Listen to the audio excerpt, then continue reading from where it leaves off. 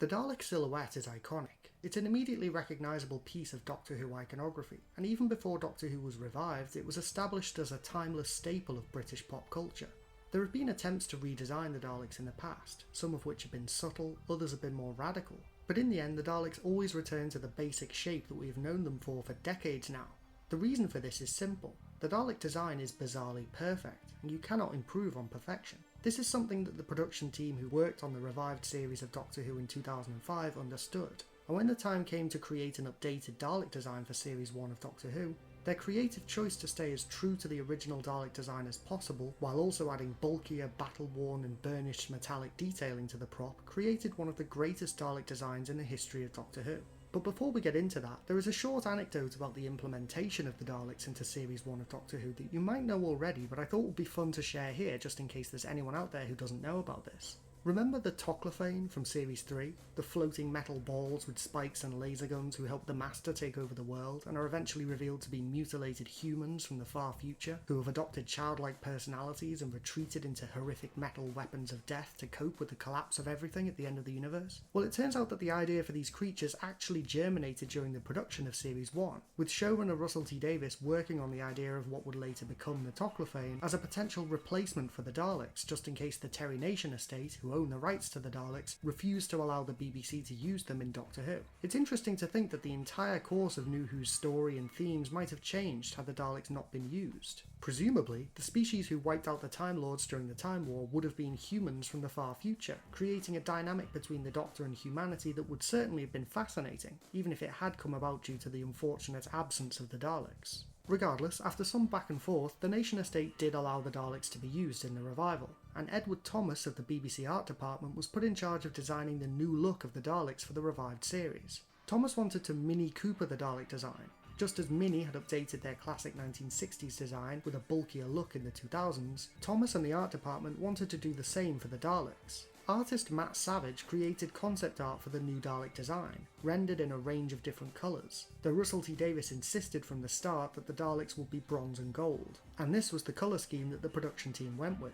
Several aspects of the Dalek design were completely overhauled. The dome now had a cowl over the eye stalk, and more detailing that included additional panels and rivets. The midsection was almost completely redesigned, with new horizontal slats to replace the mesh used on previous designs, which again featured rivets, as did the new base, which was larger and wider than it had been in the 80s to give the Daleks more bulk, and made it even less likely that someone would be able to simply tip a Dalek over. The Dalek's eye stalk was also redesigned, bringing it closer to how the Dalek's eye had been depicted in the 60s by disposing of the painted-on pupil and giving the Daleks an illuminated blue eye. Davies also suggested the larger dome lamps for the Dalek, as he preferred the designs used for the Peter Cushing Dalek movies to those used in the latter era of Classic Who. These larger lamps helped to balance out the new Dalek design, making it seem less bottom-heavy now that the base was also much larger. When the time came to actually construct the prop, Mike Tucker, who had worked on several seasons of late-era Classic Who, was tasked with the job of building the new Dalek. Due to time constraints, the team were unable to build a wholly new Dalek prop from scratch, and instead sourced several fan-made Dalek props based on various designs from Classic Who to use as a base for the construction. The team had the option of the original 1960s look of the Daleks, as well as the newer late 80s design, which had the steeper skirt section, and they decided that the original look of the Daleks was best, and built their new design using the 1960s style prop as a base, though the design of the dome was actually sourced from an Imperial Dalek mould. This means that, despite being visually distinct from every other version of Dalek we had seen prior, the bronze Dalek design actually drew inspiration from a wide range of classic Daleks. Once the prop was completed, the Dalek was given weathering to make it appear oily and battle-worn. This weathering would become standard for all future Dalek props created for the Russell T Davies era. For this specific episode, however, initial scenes with the Dalek required it to have even more weathering, as well as visible battle damage. To create this effect, the production team distressed the upper half of the Dalek in a way that ensured it could be restored to its original state fairly easily, and built an entirely separate skirt section for the top half of the Dalek to sit on, which carried the bulk of the battle damage mentioned in the script. This included a distinctive hole in the lower section of the front of the skirt, as well as a bent upper panel that appears to have been peeled away to access the inner mechanisms inside. Several moments in the episode required the use of a CGI model in place of the prop.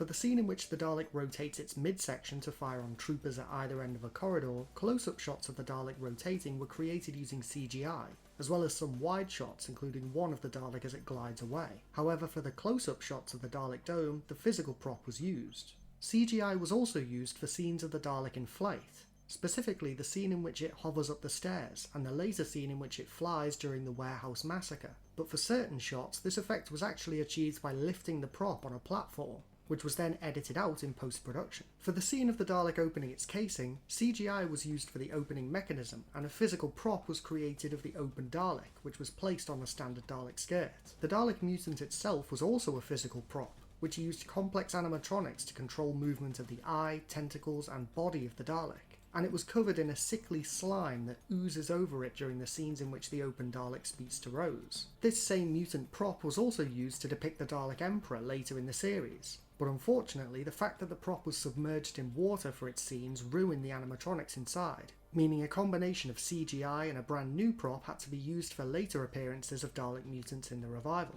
The new Dalek prop created for this episode became the template for every other Bronze Dalek prop that came after it, and it became a go-to screen use prop for many subsequent Dalek stories. It was painted black and used to depict Dalek Sec in Series 2 and 3, before being repainted back to bronze for Series 4, after which it made many appearances throughout the Moffat era, making its final appearance on the show, for now at least, in Series 9. This video was made possible thanks to Dalek 6388, the definitive source of information on behind-the-scenes Dalek facts and information on Dalek props.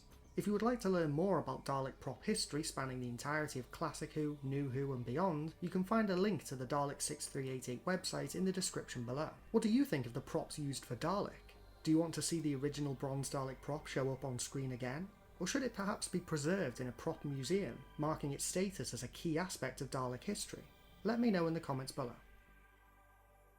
Don't forget to click below to subscribe to Dalek Bumps.